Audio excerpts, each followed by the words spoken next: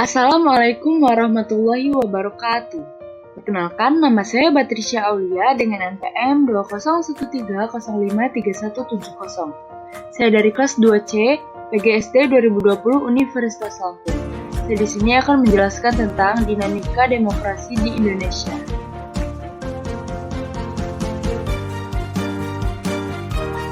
Apa itu demokrasi?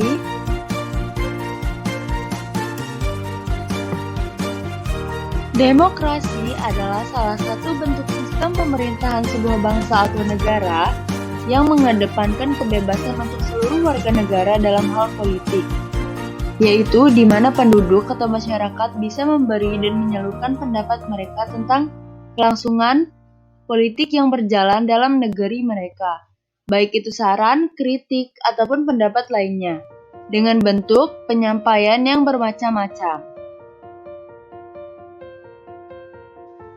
Terdapat 10 pemahaman tentang pilar demokrasi menurut Ahmad Sanusi pada tahun 1993.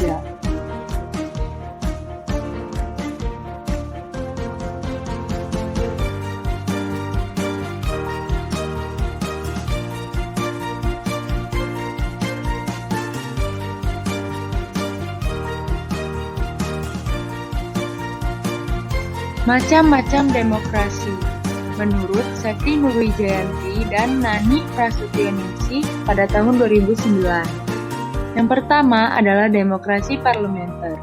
Adalah suatu demokrasi yang menempatkan kedudukan dalam legislatif lebih tinggi daripada eksekutif. Kepala pemerintahan dipimpin oleh seorang perdana menteri. Yang kedua adalah demokrasi terpimpin.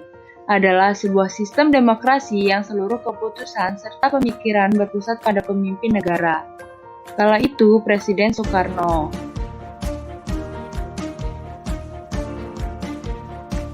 Tiga, demokrasi Pancasila. Masa ini Presiden tetap mempunyai tugas dan wewenang sebagai kepala negara dan kepala pemerintahan, dengan kekuasaan tidak terbatas. Ada konstitusi dan undang-undang di bawahnya yang membatasi. Yang keempat, demokrasi Pancasila era reformasi. Dari beberapa jenis demokrasi yang diterapkan di Indonesia tersebut, demokrasi Indonesia tetap berpegang teguh pada Pancasila sebagai ideologi negara, sebagai bukti bahwa demokrasi di Indonesia masih kokoh. Sistem demokrasi ini juga diterapkan dalam kehidupan sehari-hari. Fungsi demokrasi. Yang pertama, sistem politik yang memberikan kekuatan untuk memilih pemimpin rakyat dan pemerintahan secara bebas serta adil dalam pemilihan umum. Yang kedua, memberikan kebebasan bagi individu sebagai warga negara untuk dapat aktif berpartisipasi di dalam politik dan sebagai warga. Yang ketiga, memberikan perlindungan kepada hak asasi pada warga negara, menghasilkan sebuah aturan yang berlaku kepada semua warga negara tanpa ada pandang bulu. Pelaksanaan demokrasi. Yang pertama, pada periode 1945 sampai dengan 1949. Pada masa periode ini berlaku sistem demokrasi Pancasila dengan kabinet presidensial.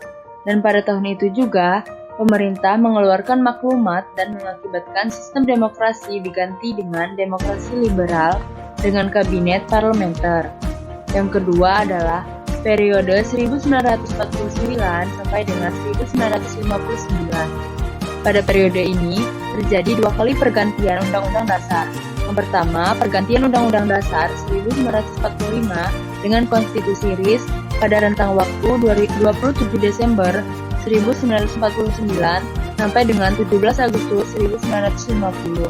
Dan yang kedua adalah pergantian Konstitusi RIS dengan Undang-Undang Dasar sementara 1950 pada rentang waktu 17 Agustus 1950 sampai dengan 5 Juli 1959. Yang ketiga adalah periode 1959 sampai dengan 1965. Kinerja Dewan Konstituante yang berlarut-larut membawa Indonesia ke dalam persoalan politik yang sangat pelik. Negara dilingkupi oleh kondisi yang serba tidak pasti, karena landasan konstitusional tidak mempunyai kekuatan hukum yang tetap, karena hanya bersifat sementara. Yang keempat adalah periode 1965 sampai dengan 1998. Misi utama pemerintahan Orde Baru adalah melaksanakan Pancasila dan Undang-Undang Dasar Negara Republik Indonesia tahun 1945 secara murni dan konsekuen sebagai kritik terhadap Orde Lama yang dianggap telah menyimpang dari Pancasila.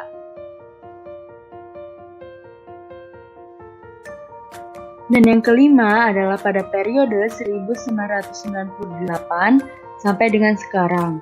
Demokrasi yang diterapkan pada era reformasi ini adalah demokrasi Pancasila.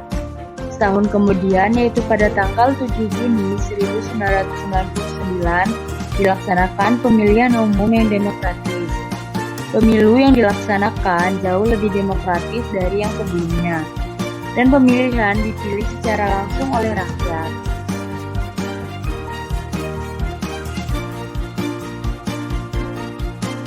Demikian penjelasan dari saya, lebih kurangnya saya mohon maaf, saya akhiri. Wassalamualaikum warahmatullahi wabarakatuh.